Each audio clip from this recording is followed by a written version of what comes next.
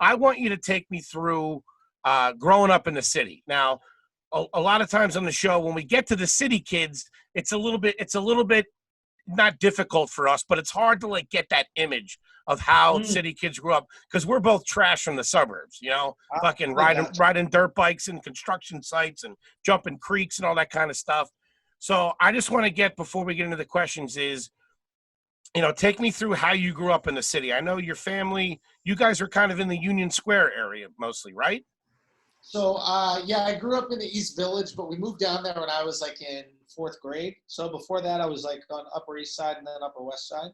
And I don't know. It's like, I don't have anything to compare it to, but people think like growing up in the city is so weird when I describe it to them, but I just don't understand what else there is. Yeah. So it's, I don't know. It's hard for me to describe it as odd. I guess I'd go over to my apartment. If there was a park, your parents take you to the park to hang out. When you get old enough to go out by yourself, you just hang out on a stoop and you drink some 40s on a stoop or something like that. So maybe we didn't have, I don't know, the fucking local McDonald's or wherever you guys would hang out on the range.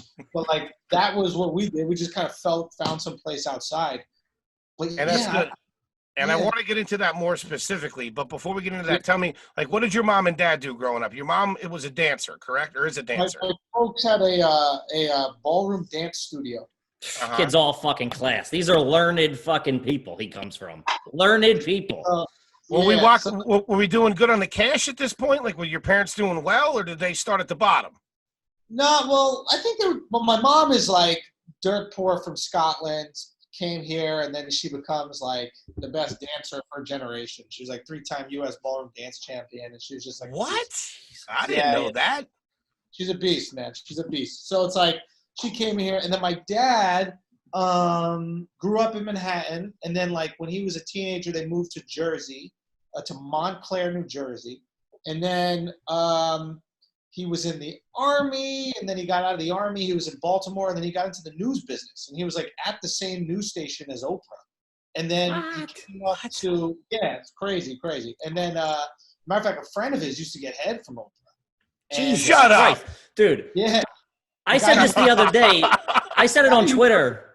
Yeah. When you came through with the whole call her daddy business, when you fucking didn't go out on a date with that chick. You're like fucking Forrest Gump of modern entertainment right now. He's just in the middle of everything. My dad fucked Oprah, It's crazy. No, my dad never fucked Oprah, but a guy that he worked with said he used to get head from Oprah, and he was like, he literally said to he said to my dad once, he goes, let me tell you something. This kid is going to be a star. That's what he said. We got the clip. Cut it, print it, fatso. Let that run. It's too fucking funny. That's crazy. She's good. I'll tell you that. She's good. She's all right. She's all right. My father said that, my father's like memory's gone. He's like losing all his memory. The beauty of that is like, he probably doesn't even remember telling me this. So like, sure. Did you say that? Like if you try to sue him for slander, he'd be like, I don't even know what happened. Yeah, what are you talking about? That's also getting a blowjob from an early Oprah is like something you don't tell for a couple of years because you don't want anybody knowing, and then you're like, oh, never mind. I got head from Oprah. You gotta wait to the peak of Oprah. Yeah, that's when you drop that shit. Yeah. Yeah, exactly. So it's like the more successful you get, the better girls feel about your one night stand. Mm-hmm. Like, yeah. You know what I'm saying? Like the more that, like if you're just some bum, they're gonna like, man, he really tricked me out of some pussy. But like if you start really making it, all of a sudden it was like, ooh, it's a story, yeah. Crazy weekend in Vegas, right? You're not some douchebag that said you were a doctor. So that you're not some fucking landscaper or something that you got head behind a Wendy's. Right, exactly. So, but yeah, so then he came up to New York and he produced the news. In New York, and he did like these really cool stories. Like he did the first ever story on like hip hop music, and like with like Russell Simmons, and like he went up to the Bronx and like Grandmaster Flash and all these guys. Like he did this really cool shit, and he did a story on my mom, and then they just started dating, and then I became me, and then he started working with my mom and like basically running the dance studio from like the managerial side, and they just taught partner dance. It was really cool. And they just did some great stuff, and they're like the perfect example of like you just do something good and then good things end up happening for you. Mm-hmm. Like they literally just like preserved certain dance forms that weren't popular, but like my dad just thought that they were beautiful. My mom thought they were beautiful. They didn't want them to die. So like swing was one of them. Like he was like, my dad will get written out of the history books with swing, but like the swing resurgence is because of my dad. In the 90s, you mean? Yeah, like so literally he went up to this club, I think it was called the Cotton Club in like Harlem, and they were going, and he would go because there was this dance, and he would see like no kids were there dancing swing, and he was asking the guy and girl who put it on, this old black couple, he was like, what's happening to the dance? Like, why isn't it being passed on to the next generation? And they were just like, yeah, the youth doesn't care. So like he like asked this guy who was one of the original Savoy dancers, like from the Savoy ballroom or whatever. Maybe it was a Savoy ballroom.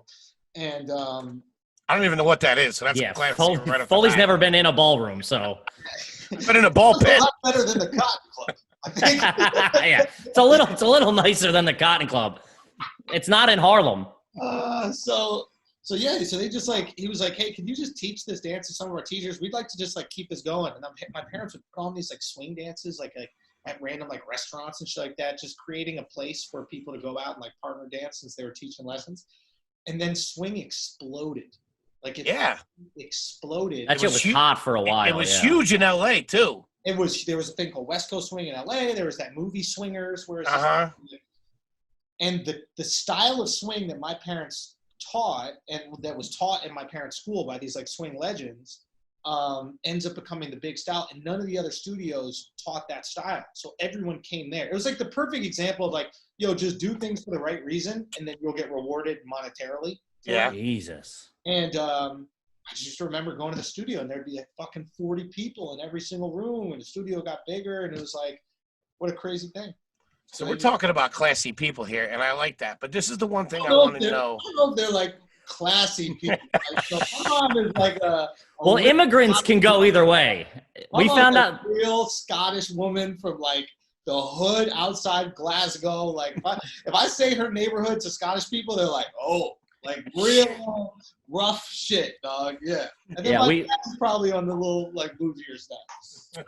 We found out this show is called Are You Garbage or Were You Raised by Immigrant Parents sometimes. So it's like the same. It's the same thing. Right. Before we get into the questions, I just want to know, take me on a typical night, as specific as possible. Now, when you say the East Village, so you're what, 35, 36? 36 years old. Yeah. So you're 12, 13, mid-90s, right? Yeah. Does that make sense? Yeah, 83. I was born in 83. Yeah. Yeah. So the East Village in the fucking 90s, you're 12, 13 years old. You're obviously not going out with your parents. What are you and your boys doing? Like, are you guys hopping the train? Are you going out to fucking Coney Island? Not leaving the city. 12, 13 is early, man. I'm trying to think, like, 12, 13, maybe I wonder if we were even going to play pool. We're probably just going to see a movie. What we did was, I forget the exact age of this, but we figured out how to sneak into my local movie theater. Here we go. Local movie theater had like this back, both of them, there's one on 11th and 3rd, and the other one was on 12th and 2nd. And both of them had this back entrance. So if we got one person to buy a ticket, we could go in and then sneak in the rest of us through the side entrance. And then we figured out how to use like all the back places where they like put the garbage, you know, like they clean out the movie theaters and then they go through that little exit sign. You know, when you're in a movie theater and there's like an exit sign right next to the screen. And you're like, it's there, like what we did. And we found out like how to kind of like get through. So we just watched movies. I think that was around that age. That's like middle school, right? Middle school, something like that. But yeah, it was boring. You don't do anything as a kid in the city, you know, like my private school friends, they weren't even doing a lot of drugs or anything by then. And then like, it's a weird age, 12, 13. You're not doing anything in the city. Yeah, I picture crazy. I picture like Basketball Diaries. That's what I picture you guys all. High school though. High school shit gets crazy. High school. Really? That's when you see the kids start fucking with drugs, and then like the private school kids, like they realize their parents don't really care about them that much, so they start like acting up and hoping to get attention, so they're throwing parties at their house, and then all the hood kids are coming to the parties to sell them the weed, and they're stealing from the house. And then, it's like a Law and Order episode. Bro, I would have private school friends of mine that would call me and specifically they'd be like, yo, do you think you could bring your black friends? We got this fight uptown and we just but they say my black friend. Like, don't bring you. You might be able to fight, you not be able to fight. But if you just bring the black guys, they'll be intimidated, and then this won't be. Yeah. Don't bring Tommy with you. Yeah. We need Jamil. Yeah. Oh my God. So, I love that. Different times, man. Definitely different times. It's crazy because, like, from suburban kids to think of having, especially the fucking East Village, having that as your backyard. Crazy, dude. It blows our minds. And I'm sure, the opposite. But, dude, you know what it is? It's like you have all this freedom because you can walk around and there's all this shit going on around, but you can't do any of the shit. So it's like, when you're in the suburbs, you walk around your cul-de-sac and there's nothing to do. And I have better shit to look at, but it's actually worse because I'm just looking at all the shit I'm not allowed to do yet. Right. You know what I mean? Like, I'm just as bored and people are having fun. Mm-hmm. Yeah. Now they say like most crime happens in areas where like you're like there's relative poverty, where it's like the poor people live right next to the rich people. Mm-hmm. Poor people see how poor they are. Yeah. You know what I mean? But like in Haiti, you're not stealing because you're like, oh yeah, that guy's poor too. So it's like that's what it was. So yeah, we got an earlier start, probably around like 17, 18. We probably started going to bars and clubs and that kind of shit. Mm-hmm. Earlier years, you're just fucking bored. You're playing video games. You're doing nothing. You're trying to like tap your cable box to get channel 35. That was like the porn channel. We were doing the same things. That was one of my questions too. Oh yeah, dude. I mean, like my mom fucked up, like classic, like poor immigrant thing. The second she got some money, she just got the cable package with everything. She just went everything. Right? What? My mom did weird flexes with her money. Like the second they started to make money, my mom got a cleaning lady to come 3 days a week. Whoo, she might be garbage. But because that's her thing is like, of all the ways you could spend your money, right? Like you could like develop like trusts. You could find different ways. My mom was like, I don't want to vacuum. Like that's what I don't want to do laundry ever again. Sure. I don't want to vacuum ever again. 3 days a week, Monday, Wednesday, Friday. Like I just smelled like fresh laundry at school every single day. At least she spaced it out. I like the fact that she spaced it out because it would have been real trashy if she had them come 3 days in a row. Yeah. And then fucking Thursday to Sunday, you guys are fucking struggling. Yeah, dude. All right, perfect. Yeah, that was it. So there's a bit of a new money aspect. That's interesting. My mom is pure new money. Like, yeah, so was my dad, dude. It was the same way. Yeah, and my dad is more like, my dad is like end of money. So like, dad's family had money back in like the 1800s. Sure, yeah. Jesus. And like that money slowly evaporated. Like my dad's family business was called auto typists, and they were typewriters. Mm-hmm.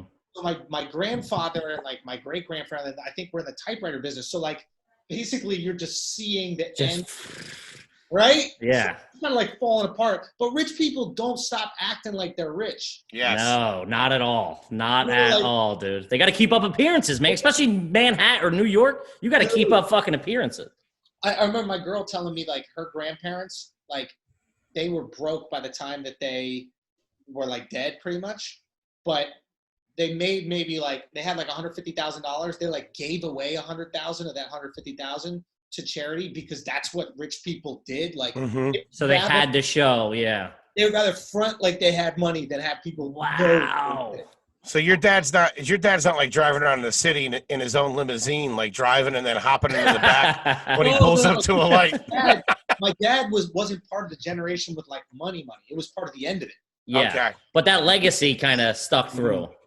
Not with him. Like he has zero ego, zero any of that kind of stuff. Like he's one of 6 kids. You know what I mean? Like he actually like enlisted instead of like, fake. Like he couldn't get into the army. Sure.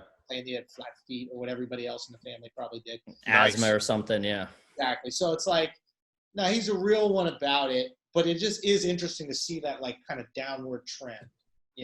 Okay. It's the opposite. Like she's like on the come up. So she's like, what can you do with money? Cleaning ladies. Yeah. For sure. Dude, this is how. What do you do with money? He's like, save it. It goes away. Yeah. That shit goes. Balance your savings account every month. You know what I mean? Reconcile that shit. I think we need to donate this to a museum. Yeah, right. We're getting a new whirlpool. What are you talking about?